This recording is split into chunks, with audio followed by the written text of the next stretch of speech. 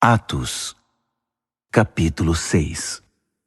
Nesse meio tempo, enquanto o número de discípulos crescia bastante, surgiu certo ressentimento entre os crentes de fala grega, os helenistas, contra os crentes de fala hebraica, porque as viúvas gregas estavam sendo discriminadas na distribuição diária de comida. Os 12 convocaram uma reunião dos discípulos e disseram: Não é certo que abandonemos nossa responsabilidade na pregação e no ensino da palavra de Deus para administrar a assistência aos pobres. Por isso, amigos, escolham 7 homens dentre vocês, em quem todos confiem e que sejam cheios do Espírito Santo e de bom senso, e lhes designaremos essa tarefa. Assim, continuaremos com a tarefa de que fomos incumbidos: oração e anúncio da palavra de Deus. A comunidade concluiu que era uma grande ideia. Então escolheram Estevão, homem cheio de fé e do Espírito Santo, Filipe, Prócoro, Nicanor, Timão, Pármenas Nicolau, convertido ao judaísmo de Antioquia. Feita a escolha, a comunidade apresentou-os aos apóstolos, que, orando, impuseram as mãos sobre eles e os comissionaram para aquela tarefa. A palavra de Deus prosperava. O número dos discípulos em Jerusalém crescia dramaticamente. Além disso, um grande número de sacerdotes passou a seguir a fé. Estevão, cheio do poder e da graça de Deus, realizava obras maravilhosas entre o povo, sinais inconfundíveis de que Deus estava entre eles. Mas alguns homens das sinagogas, cujos membros eram escravos libertos, sirineus, alexandrinos e gente da Cilícia e da Ásia, passaram a atacá-lo, a fim de impedir seu trabalho. Entretanto, eles não eram páreo para a sabedoria e a força com que Estevão falava. Por isso subornaram homens para que dissessem a seguinte mentira: Nós o ouvimos amaldiçoar Moisés e Deus. A denúncia incitou os ânimos do povo, de seus líderes e dos mestres religiosos. Eles agarraram Estevão e o levaram perante o concílio. Apresentaram testemunhas subornadas que diziam: Este homem não para de falar contra o lugar santo e contra a lei de Deus.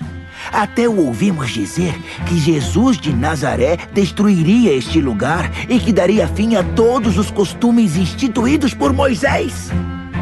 Os membros do concílio olharam para Estevão e não conseguiram mais tirar os olhos dele, porque seu rosto parecia o rosto de um anjo.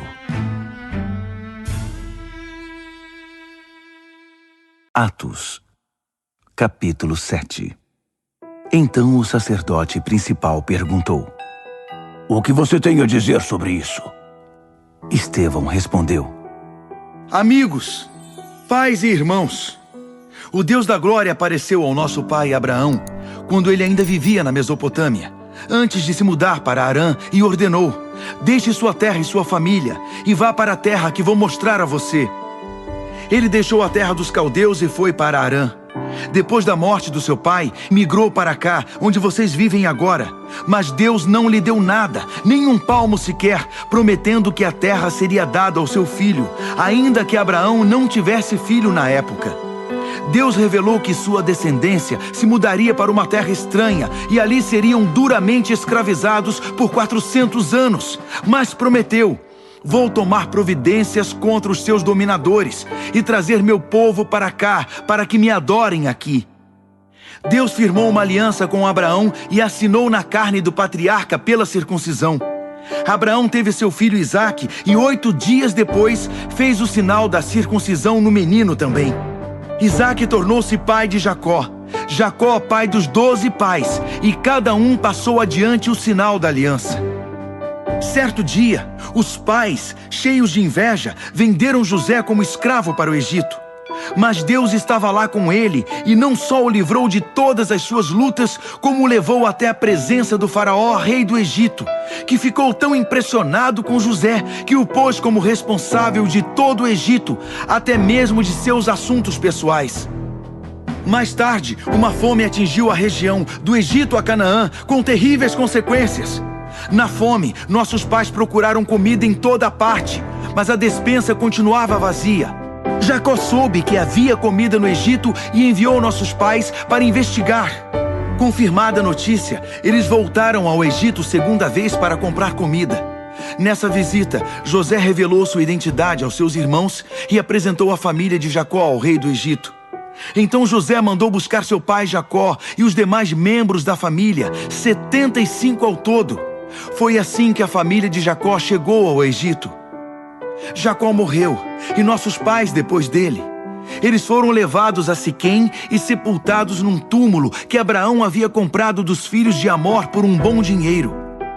Quando os 400 anos estavam para se completar, o tempo em que Deus prometeu a Abraão libertar Israel, o nosso povo no Egito já era imenso e estava sob um rei do Egito que nunca tinha ouvido falar de José. Ele explorou o nosso povo sem piedade, a ponto de nos forçar a abandonar os recém-nascidos, condenando-os a uma morte cruel. Foi nessa época que Moisés nasceu. E que bebê bonito! Ficou escondido em casa por 3 meses.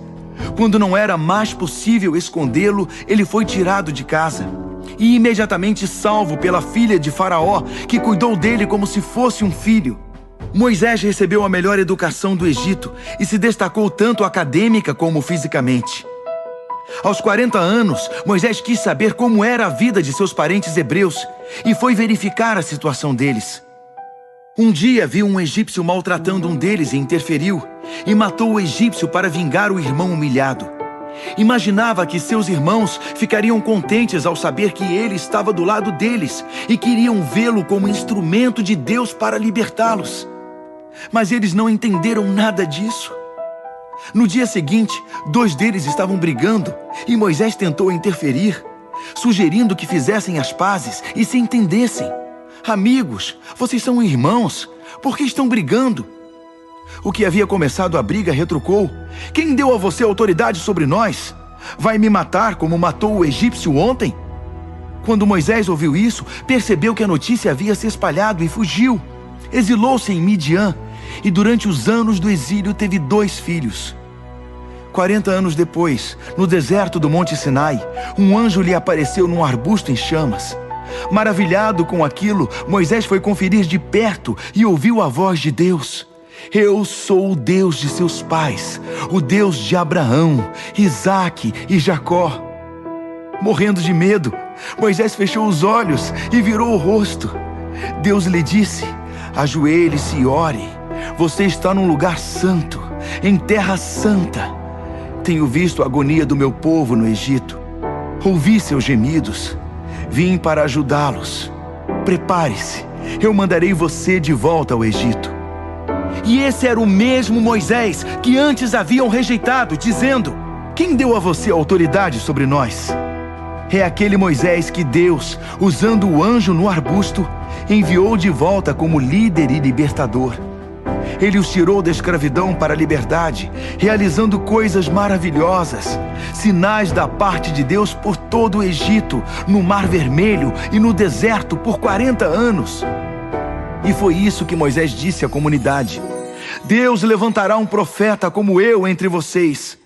Esse é o Moisés que ficou entre o anjo que falava no Sinai e os seus antepassados, reunidos no deserto, que recebeu as palavras de vida que lhe foram entregues e as comunicou a nós, palavras que nossos pais rejeitaram. Eles tinham saudade dos costumes egípcios e reclamaram com Arão: faça para nós deuses a quem possamos ver e seguir. Esse Moisés que nos trouxe para este fim de mundo, nem sabemos o que lhe aconteceu. Foi nessa ocasião que fizeram um ídolo em forma de bezerro, ofereceram-lhe sacrifícios e festejaram um ídolo que confeccionaram. Deus não estava satisfeito, mas os deixou agir conforme desejassem, adorar cada novo Deus que aparecia e viver com as consequências descritas pelo profeta Amós. Vocês me trouxeram oferendas de animais e grãos durante 40 anos no deserto, ó Israel? Que nada! Estavam ocupados demais, construindo santuários para os deuses da guerra e as deusas do sexo, adorando-os de todo o coração e com toda a força. Foi por isso que eu os mandei para o exílio na Babilônia. Durante todo esse tempo, Nossos antepassados tiveram um santuário em forma de tenda para o verdadeiro culto, feito conforme as especificações que Deus dera a Moisés. Esse santuário os acompanhava enquanto seguiam Josué, quando Deus eliminou os pagãos da terra. Eles ainda o tinham no tempo de Davi. Foi então que Davi pediu a Deus para construir um lugar permanente de adoração, mas foi Salomão que o construiu. Mas isso não quer dizer que o Deus Altíssimo viva num edifício feito por homens. O profeta Isaías expressa com muita clareza essa questão. O céu é a minha sala do trono. Eu descanso meus pés na terra. Então, que tipo de casa vocês pensam construir para mim? Deus pergunta. Onde eu possa descansar e sossegar?